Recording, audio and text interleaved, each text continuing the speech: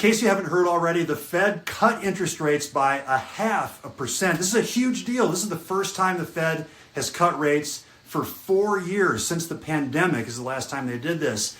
So this is really significant for the markets. But the crazy thing is mortgage rates didn't go down by 0.5%. Mortgage rates actually went up a little bit after this announcement, which is crazy because most people think the Fed cuts the rate or they cut all rates. And as soon as they cut 0.5%, mortgage rates are 0.5% lower.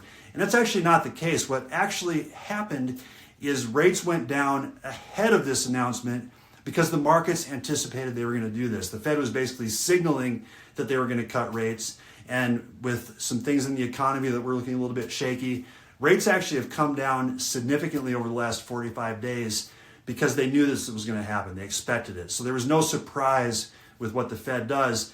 And the fact of the matter is the Fed cuts short-term rates, literally the overnight lending rate between banks or the federal funds rate. This is a super short-term rate. And if you think about a 30-year fixed mortgage, that's a long-term 30-year rate. So the Fed doesn't directly influence or they're not able to directly cut mortgage rates. But the fact remains, rates are down significantly right now. So it's making housing more affordable for those of you that are buying homes. You can qualify for more house, or on the same house, you can get a lower payment. So that's really good news.